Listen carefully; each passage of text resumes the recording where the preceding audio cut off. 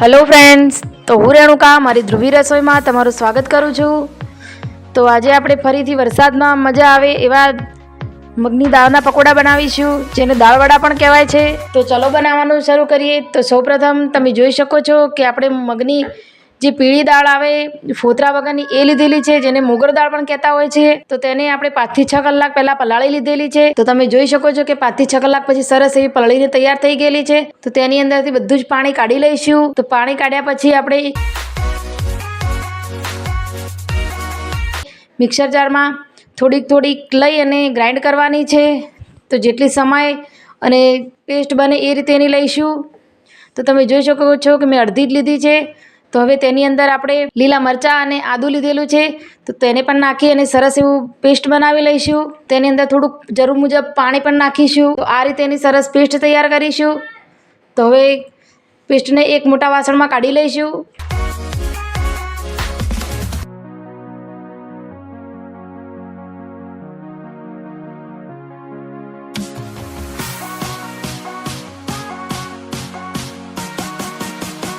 તો આ જ રીતે વધેલી દાળને પણ મિક્સર જારમાં આપણે ગ્રાઇન્ડ કરી લઈશું। તો તમે જોઈ શકો છો આપણે સરસ એવી દાળને ગ્રાઇન્ડ કરી અને તૈયાર કરી લીધી છે। તો તેને થોડીક વાર માટે ફેટી લઈશું। તો ફેટી લીધા પછી હવે તેની અંદર મસાલો કરીશું। તો આપણે હળદર પાવડર,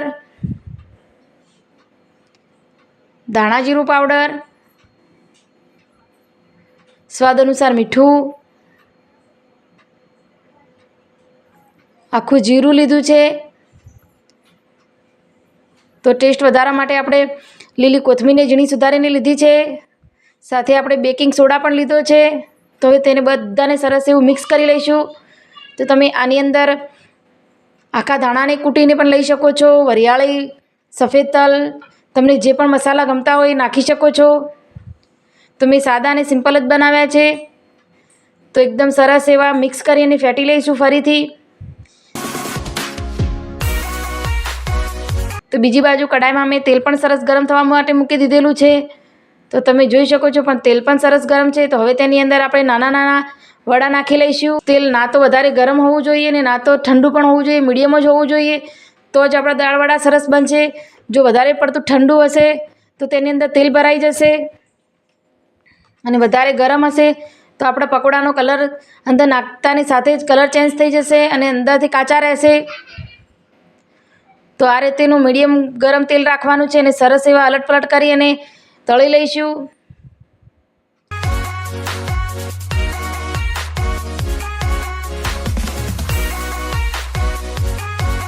તો તમે જોઈ શકો છો કે આપણે કલર ચેન્જ થાય ત્યાં સુધી તળ્યા છે। તો એકદમ ક્રિસ્પી દાળવડા બની અને તૈયાર થઈ ગયા છે।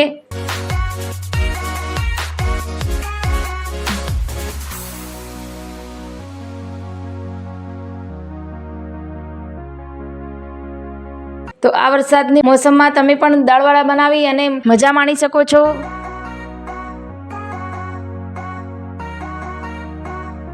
તો મેં લાલ ચટણી સાથે સર્વ કર્યા છે। તમે ચા સાથે યા એની સ્પેશિયલ ચટણી બનાવે છે એ પણ બનાવી અને સર્વ કરી શકો છો। તો તમે જોઈ શકો છો કે અંદર સુધી એકદમ સરસ એવા જાળીદાર બન્યા છે। તો આજની મારી દાળવડાની રેસીપી ગમી હોય તો લાઇક, શેર, કોમેન્ટ કરજો। આવી જ નવી અને સહેલી રેસીપી સાથે હું ફરીથી મળીશ। ત્યાં સુધી આવજો।